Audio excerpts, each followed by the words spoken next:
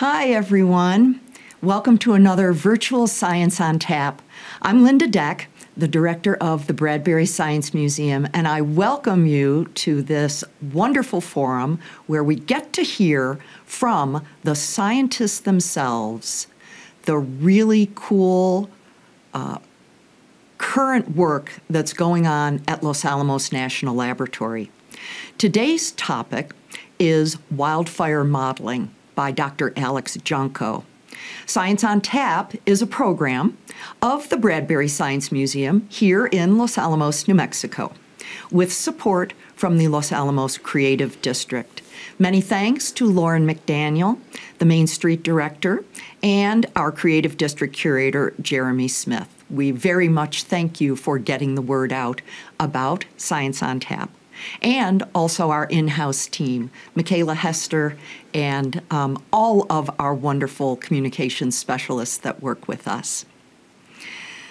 The next Science on Tap, I'll tell you about that first before we get underway today. Our next Science on Tap will be on the third Monday of April, which will be the 19th.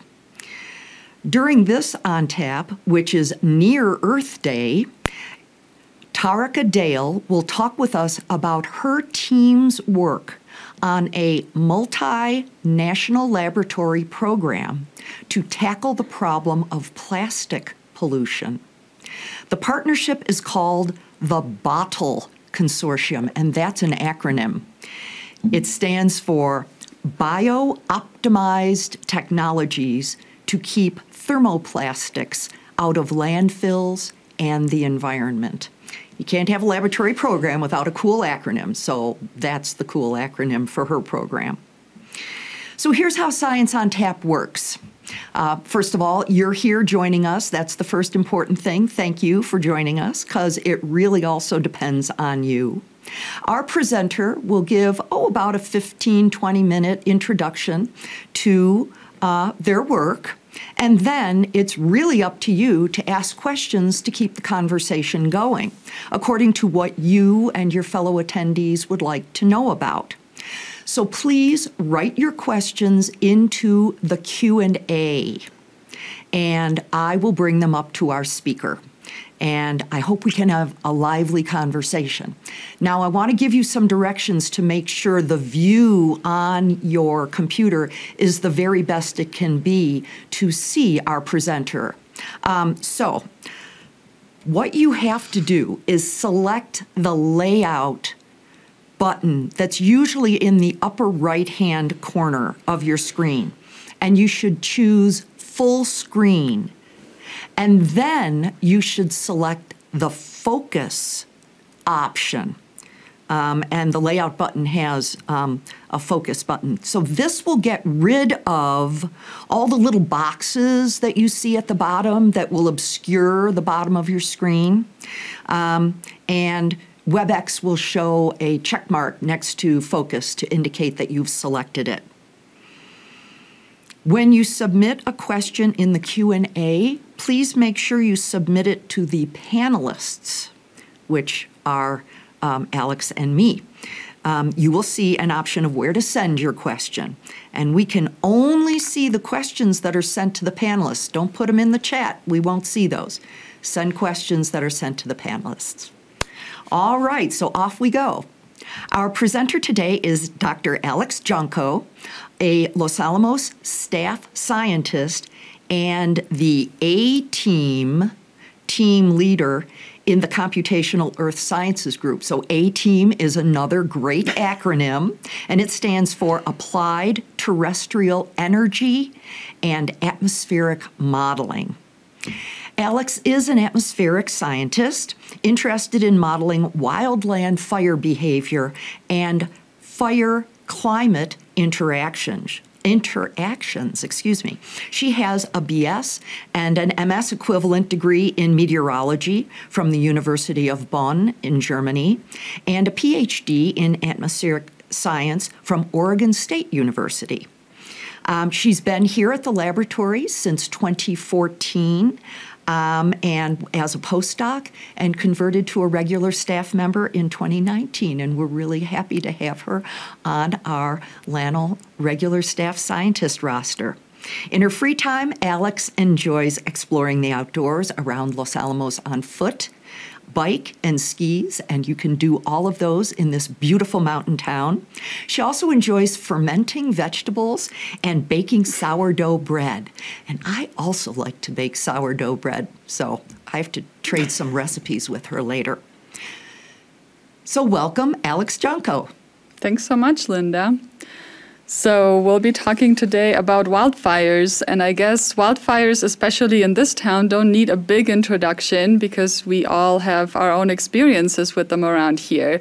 The Los Conchas fire in 2011, just as an example, was at the time the largest fire New Mexico had ever seen, but it was overtaken in size in just the next year with a different wildfire in New Mexico. And then California has been in the news a lot over the past couple of years with some devastating wildfires that have happened there, including the Tubbs fire in Santa Rosa in 2017, which was relatively small at only 36,000 acres, but at the time was actually the most destructive fire in California because it entered the town of Santa Rosa. And then just the following year, of course, the Camp Fire in Paradise, which was about the same size as Las Conchas, but was the deadliest fire that California had seen up to that point. And so you might be thinking that wildfires are getting worse, and the data over the last couple decades would definitely back that up. If you look at fire size over the last several decades, which I'm showing you on the left, you can see an increasing trend, as well as cumulative area burned in terms of millions of acres. And some of that is definitely attributable to climate change at this point. But if we put things into perspective a little bit, the US has seen much bigger, much more devastating fires in the past. The largest wildfire in US history actually happened in 1910 and burned 3 million acres. That was the Great Fire that happened in Montana and Idaho. And so after those devastating fires at the time, the US ended up adopting a policy of total fire suppression. And this must be one of my favorite pictures from the archives, so to speak, of a motorcycle firefighter driving around the woods on his motorcycle with all his firefighting equipment in his sidecar, tasked to put out every single wildfire. But that has had some unintended consequences. It has led to fuel buildup in our forests, that is now making wildfires worse because fires have more vegetation that they can consume, so they can burn more intensely. And basically, we've disrupted the fire cycles that were natural to our ecosystems. And this is exacerbated or complicated a little bit by the expanding wildland-urban interface, or basically neighborhoods and towns that are adjacent to the wildlands. And Los Alamos is basically a poster child for the wildland-urban interface, as you can see in this aerial image. And as you know, walking the streets of our town, we have trailheads everywhere. Everybody has great access to the canyons. But that comes at a cost, of course. It puts us at greater risk for wildfires. Yes, so there's our beautiful mesas and canyons between them and the Jemez Mountains behind them. And we, this is exactly what's happening. We're all living more deeply into the wildland. And if we could understand a little bit more about how fires behave, maybe it would help us in dealing with them. How are we getting better at understanding them? Yeah, we're definitely building a lot of understanding, Linda. And so maybe I'll just start off with 3 factors that impact fire behavior to give you guys some basic background.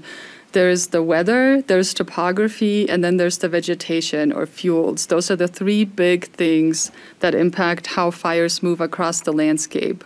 And so if we look at an example landscape, like I've shown here with the 3 factors, the ambient wind or weather, the fuel with its density and moisture, which is basically the grasses, shrubs, and trees, as well as the topography, they all together make fire happen the way that it does. And so fire, of course, is combustion, and wildfire is characterized as uncontrolled combustion. Mm-hmm. And that leads to fire-induced turbulence, so small motions of the air initially, but large fires can actually create their own weather. They create their own large clouds, pyrocumulonimbus, which can lead to storms. And then, of course, we have particulate production, which is the smoke that we all dread when there is prescribed or wildfire in the area.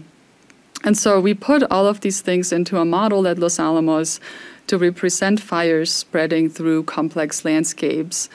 And this is just an example. Here I'm showing you a fire that we ran through the upper Jaramillo watershed in the Valles Caldera. So some people might be familiar with this area. It's sort of just in the center of the caldera itself. And this was part of a project where we looked at the effects of wildfire on watersheds, streams, and rivers. And yeah, also sort of exemplifies our modeling capability because it has all of the different factors I just talked about. It has complex topography, which is realistic. We also put realistic fuels, so trees from measurements where people went down and actually measured what the forest was looking like. And then also wind. And here's another example of a FIRETEC simulation for a different situation. We were looking at a prescribed fire scenario where we were allowed to basically inform people planning this fire, which was part of a large fire experiment, which was conducted in Utah.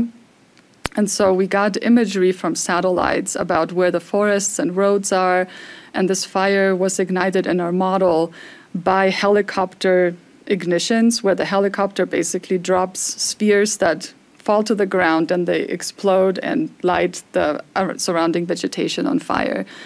And the point was that they were hoping to burn this mound in the middle of the domain by basically lighting the fire around it. But what happened in our simulation was that the fire easily jumped over any fuel breaks that there were in terms of the road and separation between trees and actually burned farther to the right of the domain because of the wind speeds. Mm-hmm. So that was an interesting case because it showed us, we can actually work with understanding prescribed fire better.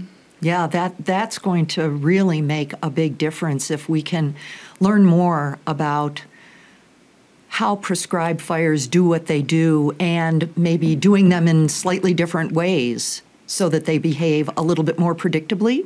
Is that something we can work on? Yeah, maybe? This is something that we're actually working a lot with at Los Alamos in collaboration with the Forest Service and other partners, including the Tall Timbers Research Station down in Tallahassee, Florida.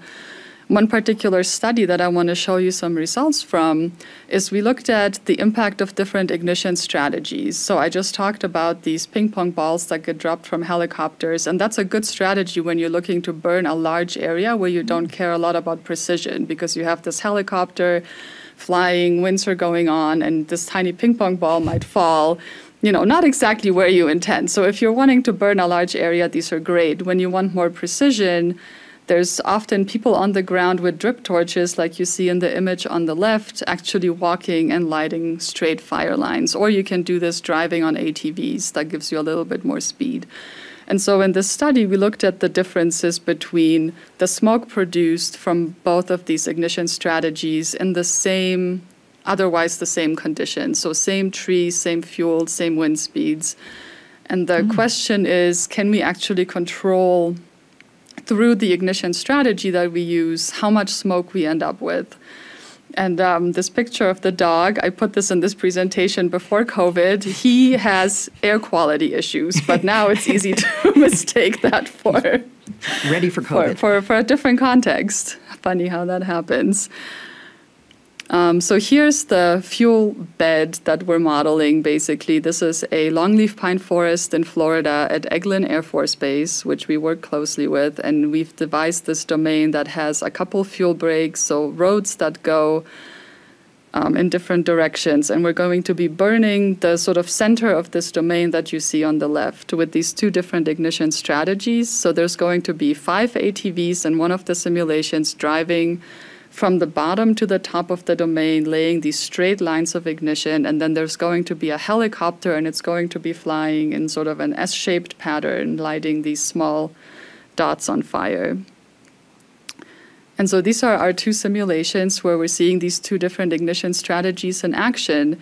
And you can see that right from the get-go, the ATV ignitions, because they lay a continuous line, produce a lot more intense of a fire. The small ignitions from the ping pong balls take a longer time to expand and come together and actually burn a larger area. And what you can see in the different shades of gray after the area has been burned is whether the entire canopy is consumed, so the whole tree, or just the shrubs in the mid-story. And you want different outcomes based on what the goal is of a certain prescribed fire, but you certainly don't want to consume too much of the canopy because that can result in a very high-intensity fire that can put people at risk. So you can see that in the aerial ignition strategy, we definitely had a lower intensity fire. It burned a lot slower. It still consumed the same area as the aerial ignition did. And if we look at the smoke that was produced from these two fires, you can also see differences. For the ATV ignitions, because you had a more cohesive fire moving through the area, we had higher lofting of smoke and more fire intensity. So we're seeing a big difference, and we're hoping to use research like this in the future to be able to inform prescribed fire practitioners about the tools that they have and to be able to sort of give them these model simulations as almost a training tool that they can use to play with things without having to go out into the field and actually burn the landscape. Alex, is it usually the objective of a prescribed burn to burn that low-level foliage that's just excess fuel that you want to get rid of? Right. Just get that gone. Don't affect the canopy. Just get that gone. For the most part, that is the case. Yeah, you want to remove the surface and sort of mid-story fuels, the grasses and the shrubs, but you don't want to kill the trees, which you could do if the fire became too intense.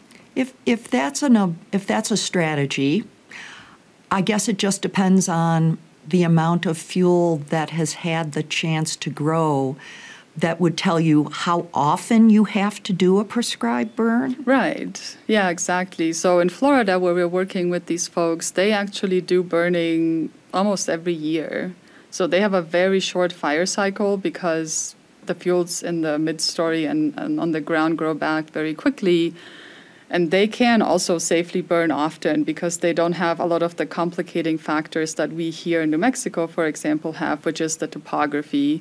And when you burn on a flat surface, usually the fire is a lot easier to manage. And also, they have a lot more humidity and fuel moisture. We're working with very dry fuels here a lot of the time, and so that definitely complicates things for our prescribed fire practitioners. Yeah, and we've got wonderful topography, which is not really what Florida's noted for. Right. And these are military bases you've been collaborating with because they want to make sure that their bases are safe and they don't have the chance. Yeah.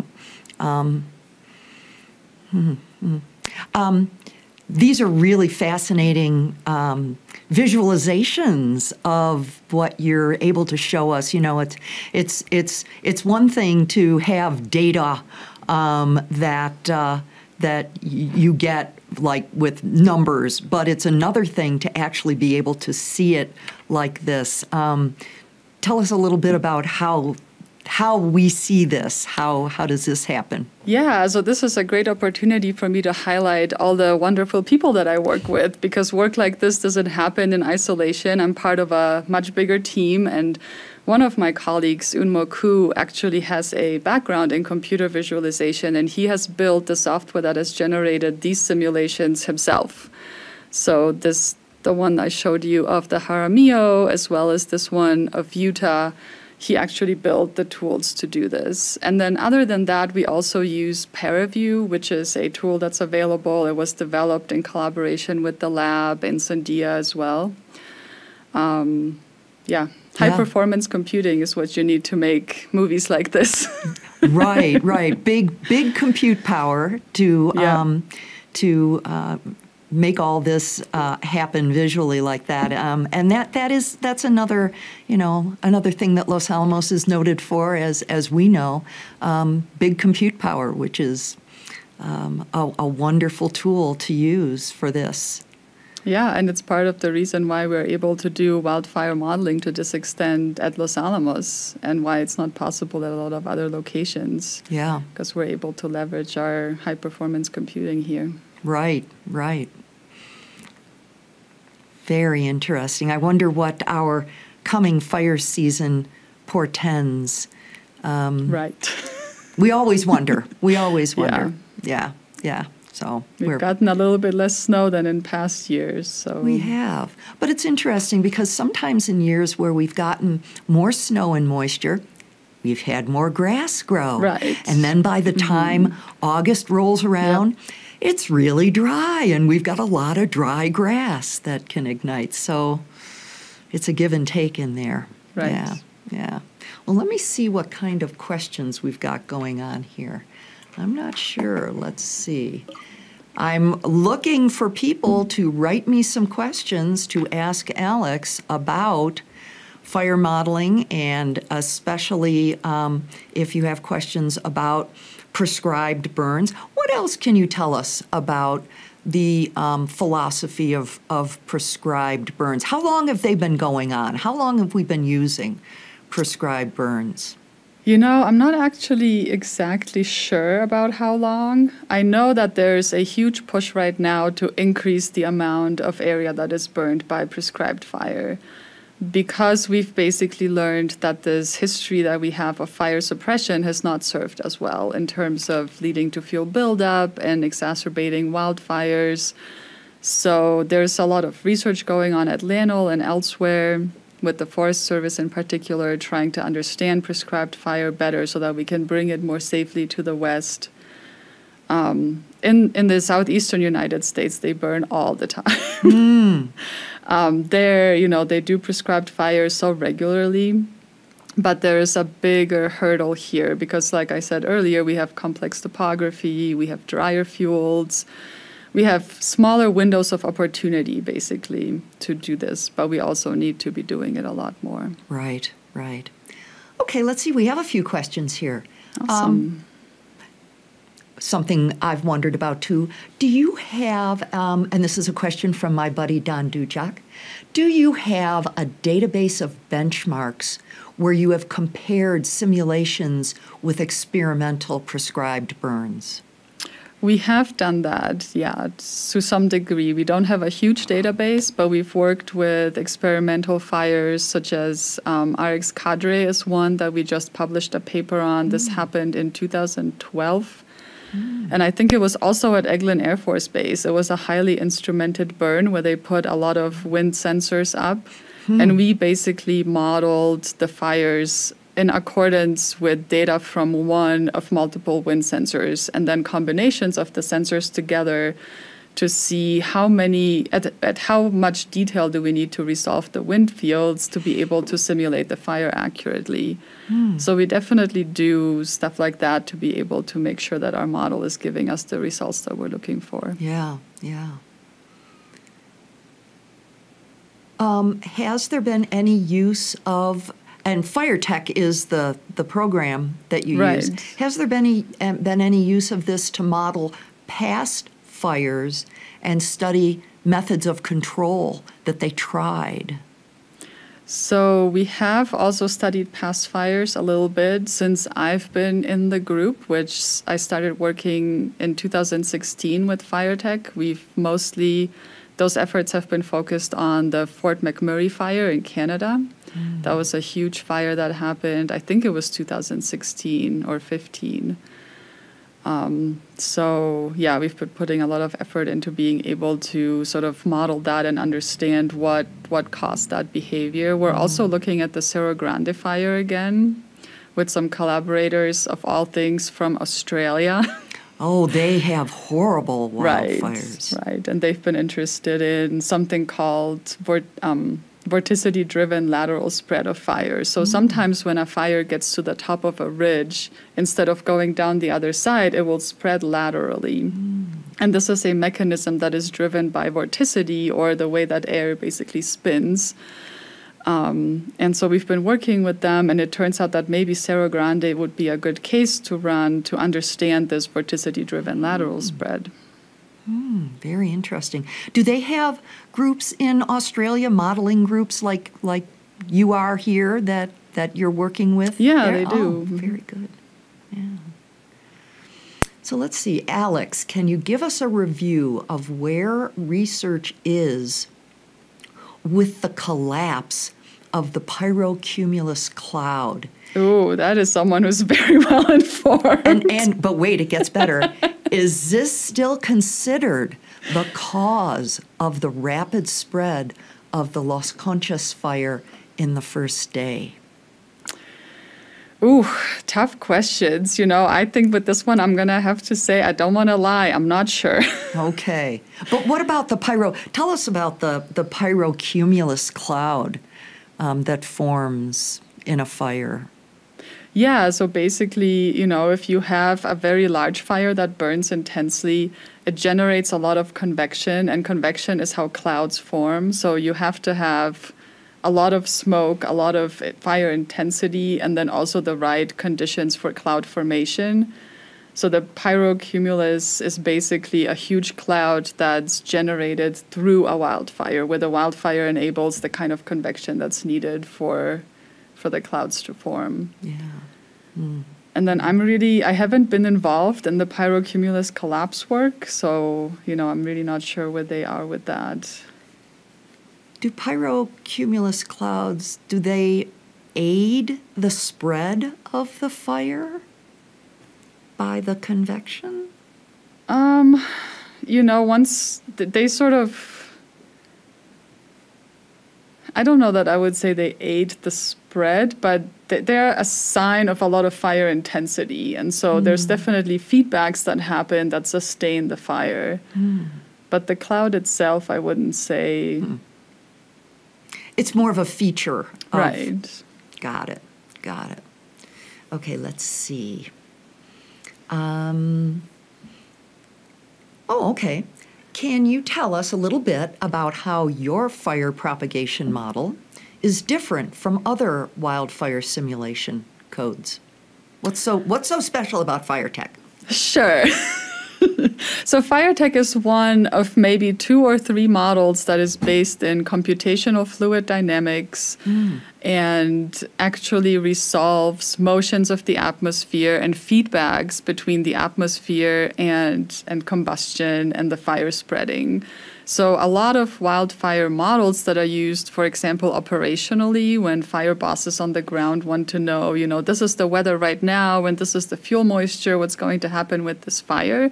Those are empirically based models, which means that they take correlations between variables that are observed to build this model. Based on prior observations, we know that this is likely to happen. Is basically the paradigm of these operational models.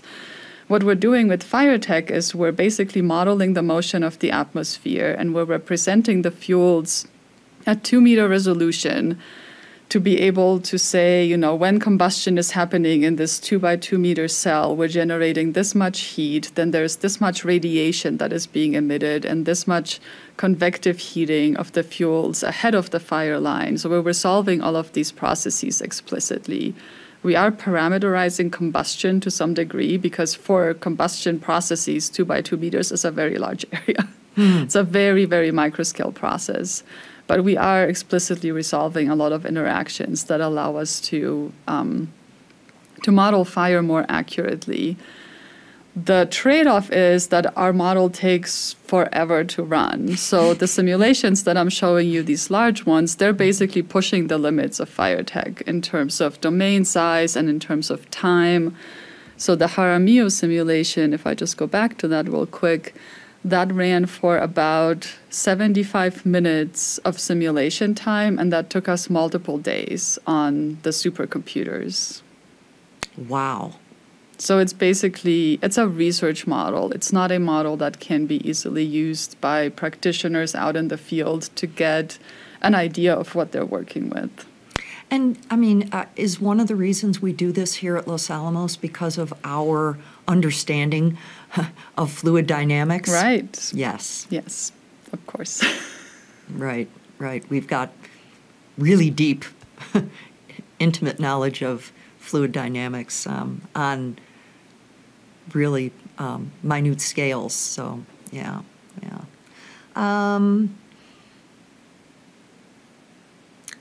Well, let's see. Can you tell us how forest fires are predicted to change into the future?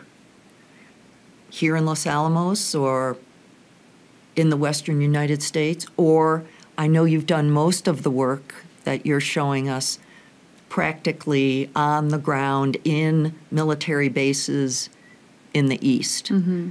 So maybe it's easier to start with that answer.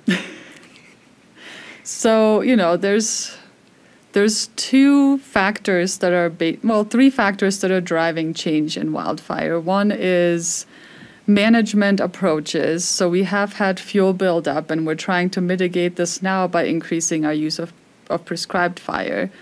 And so this is definitely something that will impact how wildfires are going to change. Right now, they're becoming more intense because we have more fuel. As we increase prescribed fire, hopefully they would then become more low-severity fires that just maintain the ecosystem and that we can live with. Then there's climate change. We know that temperatures are going to increase pretty much everywhere, and there's going to be potentially more intense droughts. But the hydrologic cycle, while we know that temperature is going to increase with a lot of fidelity, we have a lot more uncertainty in the hydrology. So precipitation could increase or decrease in different areas. And like you mentioned earlier, precipitation, whether or not you have a lot of rain can lead to both an increase and a decrease in wildfire. When your fields are wet, wildfires are less likely to be intense. But if you have a lot of precipitation the year prior or early in the year, you have more fuel buildup. You have more grass growing, you have the shrubs really growing. And so it's all of these complicating things that will impact how wildfires are going to change. And there's definitely a lot more research that we need to be doing on this. Another thing is also, where are people going to be living? Are we going to be farther expanding into natural areas that are currently forested, creating more wildland-urban interface, in which case wildfires are going to be impacting us a lot more down the road, even if they're not necessarily becoming more severe, if that makes sense. Yeah. So coming back to Los Alamos, now I've reflected. So I was telling you I'm going on my 14th year of living in this beautiful place, and I've experienced two wildfires since being here, and it's a heritage here. We've got a long history of it, but the wildfires that we've had here in, let's say, the past 20 years, let's say, a lot of fuel was consumed. Right. And when I look at where those fires burned, those ponderosa pines are gone. Mm-hmm. There won't be a wildfire there again. Right. So it makes me feel a little bit safer because of that.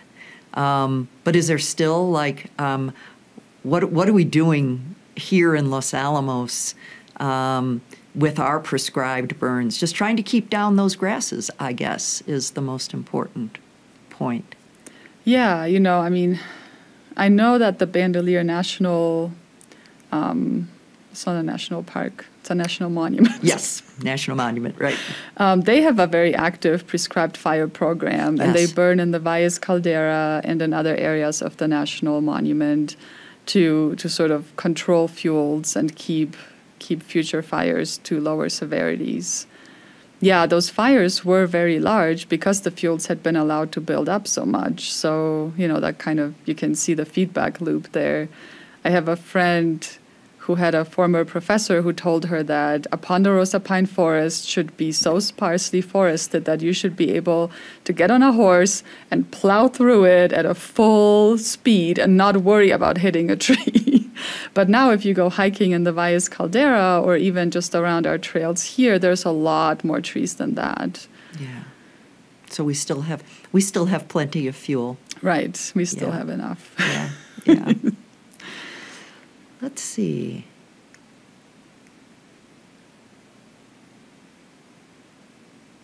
Oh, have those doing the modeling actually had the opportunity to be in the field during prescribed burns and see how they work? A lot of us have, not all of us. So, I'm a total computer person, and my first experience was actually in Florida. It was at Tall Timbers Research Station. I've been there twice now, and I've seen very tiny fire experiments. So the first time I went, we weren't actually able to do our prescribed burn because the weather, there was fog on the ground, and so that means that you can't get a lot of mixing of the air. So if you were to do a prescribed fire during those conditions, you would keep all the smoke near the surface, basically just, blowing it into the neighborhoods, and people don't want that. So we just spread pine needles and burned them and observed them with various instruments to sort of get an idea of very fine-scale fire behavior. But then the following year, when I went out again, we were able to look at a larger prescribed fire, and that was pretty cool. Did it behave the way that you thought it was going to? Basically. I mean, not the way that I intuitively thought it was going to, because I'd never seen anything like it before, other than in my computer simulations. But your models were pretty predictive. Yeah, it was doing what it was supposed to be doing. Oh, I want to know the answer to this. What are some of the tools or instruments that are commonly used to measure fires in experiments to validate the computer models? You talked about the wind sensors. In my mind's eye, I'm thinking about that movie Twister with, the wind sensors that go up. But what do you use? What are some of the instruments to measure fires? Yeah, so there's wind sensors. A lot of the comparison against observations that we do are actually not of the fire itself, but of the surrounding conditions, right? So people go out and take snippets of vegetation to look at the fuel density and fuel moisture. And then the wind observations are really important for us as well. We use satellite imagery of vegetation as well for larger domains, like the one that I've showed you. Oh, now you're not seeing my background anymore. That's all right. Yeah, so this one, for instance, the vegetation data was obtained from satellite imagery. And then to look at the fire itself, people use thermal cameras, infrared cameras, those sorts of things. They also shoot very cool movies. I'm sure you could just Google it and find something on YouTube of cameras that get set up in the middle of a fire, or before the fire starts. Right. But in the middle of where it's supposed to go through, and these are very sort of fortified cameras that can sustain these temperatures, and so you can actually see what it would be like to be inside of a wildfire. That's not data that we use in our modeling so much, but it's still really neat to see that. And yeah, I would sort of wonder, okay, from the imagery that you'd get from that, how would you digitize that in order to actually make useful data to feed into a model? Right, from the movies, not so much. They're just more really neat to see, because the winds really pick up. There's a lot of noise, like you wouldn't expect. It's pretty spectacular. Interesting. Ken says, I think you've said that topography is a factor that increases fire danger. Is the most important factor that the topography makes the fire move in difficult to predict ways, or that it makes it so much more difficult to position firefighting resources, or something else? Both those things can. So there's definitely, a slope makes a fire spread faster. So if a fire is moving uphill, it can move faster depending on how steep that slope is, just because a lot of the fire spread happens through fuels ahead of the fire that are not quite burning yet, being preheated and then being able to ignite. And it just gets sucked into it, Right. So when you increase the slope, you're decreasing the distance between the flame and those fuels. And so that mechanism is sped up a lot. But then what you said, too, about the complexity of getting people on the ground in complex topography, that's definitely a good point as well. Yeah. I don't know how they get in there sometimes when they don't. Sometimes they don't, yeah. Yeah. Let me see.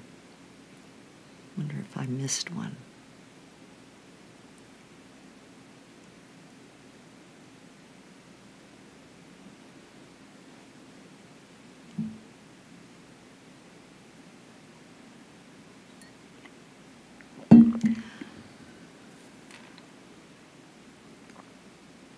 else? Let me ask this question.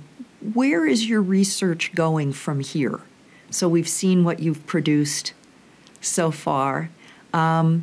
What are some of your next projects, or what are some of the next questions that you're looking forward to addressing in prescribed burns?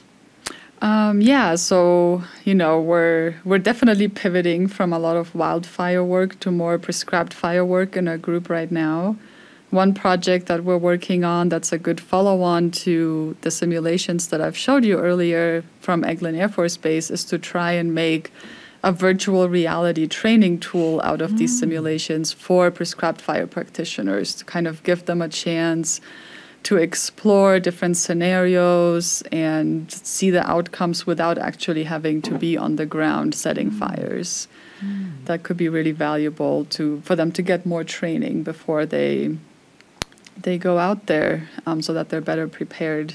Interesting. So like presenting them with different scenarios of different fire breaks that are there, or different topographies that they may have to deal with in lighting their prescribed burns. And then is there, when they use both the ping pong balls and the torches, I would imagine that they can vary the amount of ping pong balls or fuel that they put down, the drip fuel that they put down, so that they're not quite like lighting an entire line, that they could actually almost simulate the ping pong ball thing. So there's just a lot of variability in what they can use to ignite those fires. You're definitely right. They could use a different density of ping pong balls. There's drip torches, and then there's something called Terra torches, which have a little bit more power to them. So depending on, what size burn you want and how intense you are comfortable with that fire being, you can use more or less ignition, basically. When they do a prescribed burn, what kind of data are they relying on to get like real time in order to make the determination, we need to do it here in this way now? Or they might say, let's not do it here or now. Because of what? And what are those data that they're getting? Yeah, so this is called a prescription. This is why it's a prescribed fire, or, sometimes people abbreviate it with RX fire, like a medical prescription. So the data that people are using are basically the meteorological conditions, so wind speed, humidity. Sometimes they take days since last rainfall and rainfall amount into the equation as well, because that impacts the fuel. They look at fuel moisture, temperature, humidity, fuel moisture. Yeah, those are probably the big ones. And wind speed. And wind speed, yes, you're right. So, you just were talking about making those decisions, and sometimes you do decide to set a fire even though it's not ideal, right? So Cerro Grande was an example that the National Monument got a lot of criticism for, but actually the conditions were such that if they hadn't set that prescribed fire, there would likely have been a wildfire anyway. So some prescribed fire practitioners, like the folks in the Southeast, have a pretty easy time because they have large windows of opportunity. It's pretty much always safe to burn. But then as you get into more complex scenarios, there's a lot more uncertainty associated with it, and a lot more factors to keep in mind. Does it seem that that's sort of an infrastructure opportunity that we would have to build up our infrastructure on wildland fires and being able to do these kinds of burns in advance of something getting out of hand? That I'm saying have more practitioners that are trained in what they do. And that does happen. A lot of the time when people are fighting a wildfire, they will actually set smaller prescribed fires around it to control its movement. So they can do something called backburning, where they create fire breaks for the wildfire to contain it and to make sure it doesn't spread into certain areas. Yeah, yeah. And, you know, the wildfire seasons that we've had in the last couple of years have made prescribed fire more complicated because there's not a lot of people on the ground that are able to do it if they're out fighting wildfires in other areas of the country as well. Yes. So seeing it in more areas is harmful to everybody, even if you're not in that area. It's harmful in your own area where you could have profited by it can draw resources away. Yeah, yeah. What exactly is the simulation training that could be done for training for a prescribed burn? What's it like? What we're trying to develop? Or yeah. So, you know, in my mind, and other people might have other ideas, it would be sort of a library of different scenarios, of different wind speeds, different ignition strategies, different fuel moistures, that the practitioners could go into this kind of virtual reality where they could explore, you know, if the wind speed is so-and-so, then the fire behaves this way. But what if it kicks up 5 miles per hour? Then what happens? Sort of an exploratory way for them to run through a lot of scenarios that they would need a lot of experience in the field to get a feel for. Do you envision that it's something like what you've shown us, being able to set parameters and then let it go and see what happens, let the simulation go? Or is it more like you're wearing your virtual reality goggles and you're actually there at the fire? So I think the goal of this new project that we're starting with the Forest Service is to have the virtual reality goggles. I know we won't be doing the virtual reality development, but hopefully we can partner with someone who has experience in building that up. So, as you know, we do that here at the laboratory as well. We do a lot of training simulation. For example, firefighting in some of our facilities. All right.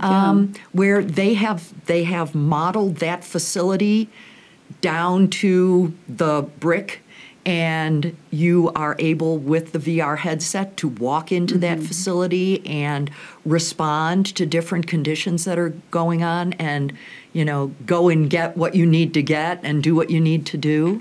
So we've got some of that capability here too. Yeah, it'd be great to connect with those folks. Yeah. Let's see.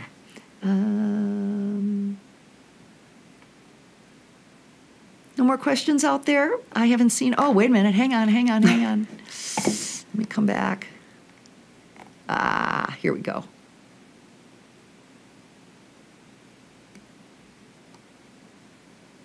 How long does it take, and what's involved to create a FIRETEC model? How much do you have to input in order to get what you want out of it? Yeah, so that really depends. For those more complex simulations, like of the Upper Jaramillo, it can take weeks or months to get all the data that we need to actually run the simulation, because we need to generate the topography, we need to put the vegetation on the topography, and we have to generate a wind field. And so there's a lot of iteration going on. Sort of, you know, you try something, you start a simulation, you see if it's going the way you want it to or not. Sometimes you have to do a lot of readjusting after the fact. But a lot of the work we do also relies on fairly simple simulations that we run multiple times by just perturbing parameters and seeing sort of, you know, what is the range of behaviors that we can get. And those are pretty quick to set up. So for those simpler simulations, you know, it can be a couple hours maybe to set it up, and then also as many hours to run it. But for larger simulations, it can take days on high-performance computing to get results. So it's very variable. What are the largest sources of uncertainty within FIRETEC? Oof. Getting down to the nitty-gritty now.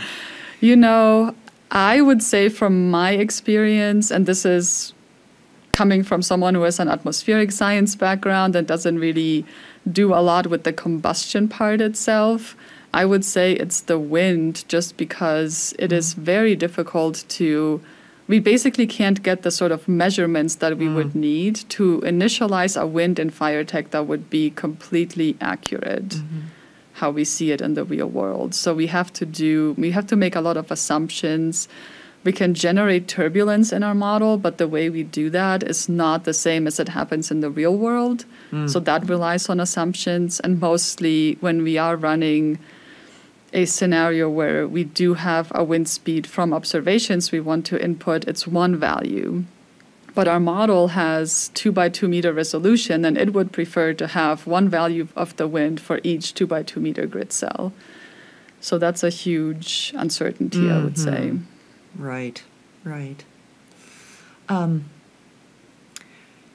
This is something I think I was getting at before. Does a high-intensity fire protect against another high-intensity fire, or are prescribed burns better?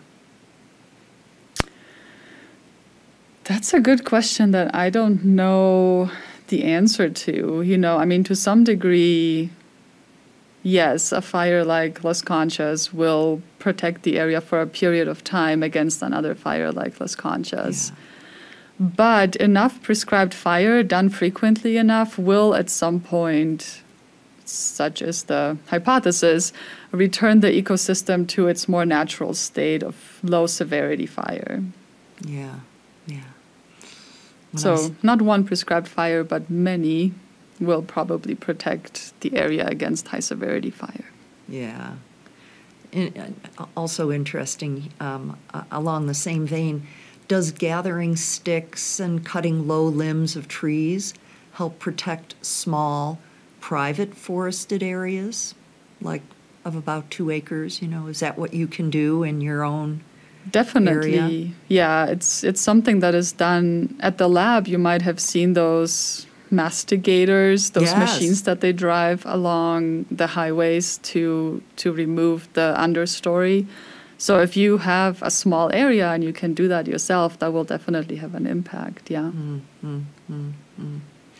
And along the same line, are experts studying harvesting forest products as opposed to burning? Like, are any of those things that you're needing to burn up actually harvestable, usable resources? You know, I'm not aware of research in this area, so I don't want to say something that's not accurate. But I would think with prescribed fire, we're removing different vegetation than we would be harvesting for timber, right? Oh, yeah. We would be cutting down trees and leaving the grass and the shrubs behind. But with prescribed fire, we get rid of the grass and the shrubs, and we leave the trees. So it's a bit of a different vegetation is removed in both of those approaches. For these are really good questions that are Yeah, coming here. definitely.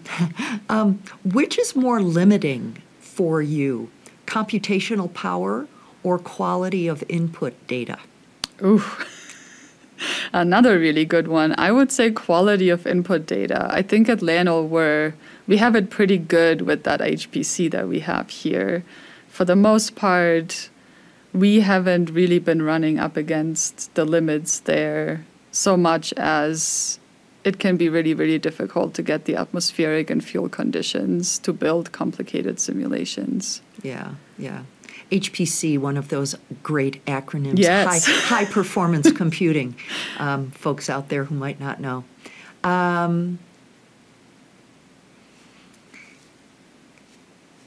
Yes, we did it. We just answered that question about applied to small landowners.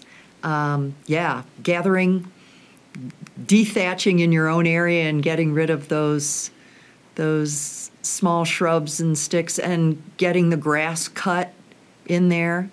Yeah, keeping your firewood away from your house. Yes, right. Right. We're not doing great with that because our own property is so small that we basically have to have it piled up right next to our house, but it's not ideal. Yeah. This is an interesting question. Is there any experimental data that is generated or that could be useful that's generated from a scale model fire?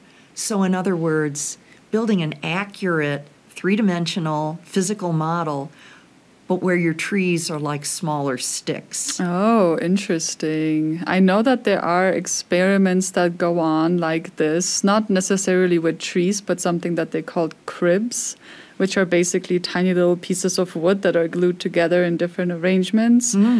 And the Missoula Fire Lab is doing some of that stuff to inform combustion modeling. So, yeah, definitely. Not necessarily, the atmosphere fire interactions, but the combustion processes, different aspects of the model can definitely be improved with scale models like that. Yeah. Interesting.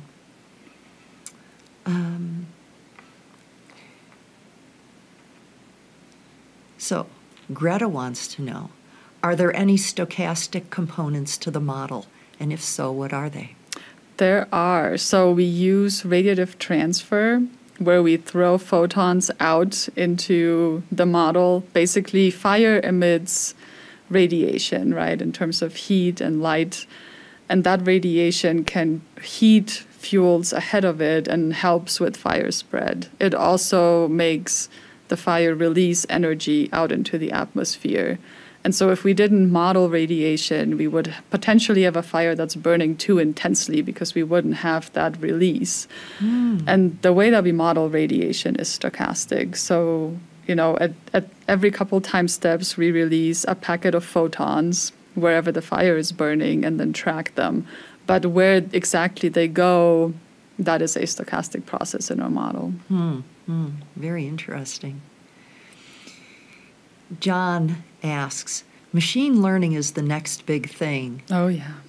However, fire and large-scale CFD simulations take a lot of computational resources and time, and a lot of the data is derived from actual simulations rather than big data. So do you see machine learning factoring into your research going forward? Yeah, I think as a group, we're definitely trying to leverage machine learning approaches. I know we're collaborating with some folks in the UC system who are experts in machine learning, and also, they want to look at big data as well. Do I think that machine learning will ever fully replace the kind of simulations that we're doing? Probably not. But I think it's definitely a useful tool for us to add to our portfolio and explore. Great. And you just got a compliment on your earrings. Oh, thank you. Well done indeed. They are actually fire earrings. They were made by a friend of mine. And yeah, I really love them too. That's great. Let's see. Could putting a more direct path for a fire with more foliage and understory direct a fire in another way? Is that something you've ever modeled, or is that something they've ever tried? So in other words, not a fire break, but more of a fire path. Yeah. I don't know. It will really depend on the wind. The wind drives fire. And so if you had no wind, if it was completely still, I could imagine that you could do that. But if you have the wind pushing the fire in one direction and you build this path in another direction, it's not very likely that the fire would move there because the wind just being the major driver. So you'd have to work with all of your variables. You couldn't just, come on, fire, go this way, But if you determined, okay, it's going to climb, it's going to go up the slope. We're going to try and direct it along this path, this wide path up the slope rather than around potential. I mean, that's super theoretical.